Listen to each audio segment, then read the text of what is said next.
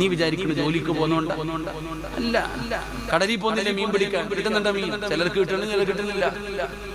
ഞാൻ ഒരിക്കൽ കടലിൽ പോയി, പറയാതിരിക്കലും നല്ലത്. വലിയ ഓളത്തിൽ ചാടിക്കേറി പോയതാ. ഓട്ടി കയറി അങ്ങോട്ട് പോയി, പിന്നെ കയ്യും കാലും കിടക്കാൻ തുടങ്ങി. കുറച്ചങ്ങോട്ട് പോയപ്പോ പറച്ചന ആകാശവും വെള്ളവും വേറൊന്നും കാണാനില്ല. അപ്പൊ ഇങ്ങനെ നോക്കുമ്പോ എന്റെ മുമ്പിൽ ഒരു ബോട്ട് പോകുന്നുണ്ട്. അവർക്ക് മീനൊന്നും കിട്ടിയില്ല. എന്നാൽ നമ്മൾ പോയ ബോട്ട് അങ്ങോട്ട് ഇട്ടപ്പോ ലക്ഷക്കണക്കിന് രൂപയുടെ മീൻ.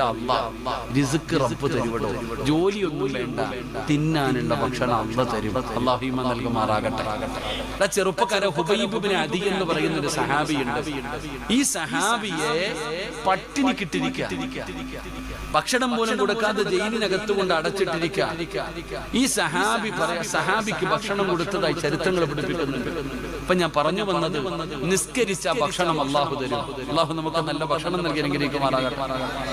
ഇനി എന്താ വേണ്ടത്? ഇനി എന്ത് വേണം? തിന്നാൻ കിട്ടി. ഇനി എന്താ വേണ്ടത്?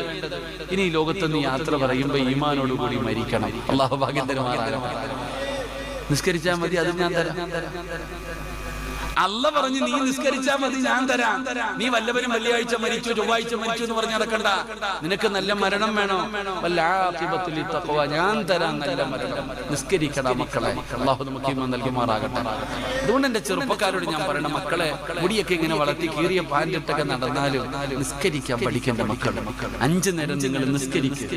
നിങ്ങൾ നിസ്കരിച്ചാൽ നിങ്ങളുടെ ജീവിതത്തിൽ മാറ്റം വരും. അല്ലാഹു നിങ്ങൾക്ക് വേണ്ടതൊക്കെ തരും. അല്ലാഹു നമുക്ക് ഈമാൻ നൽകുമാറാകട്ടെ.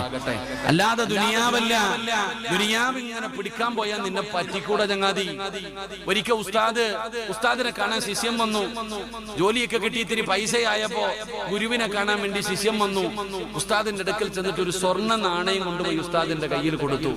ഉസ്താദ് പറഞ്ഞു, ദുനിയാവ് എനിക്ക് വേണ്ട, നീ എടുത്തോളാം. ഉസ്താദ് ശിഷ്യനോട് പറഞ്ഞു, എനിക്ക് വേണ്ട, നീ എടുത്തോ.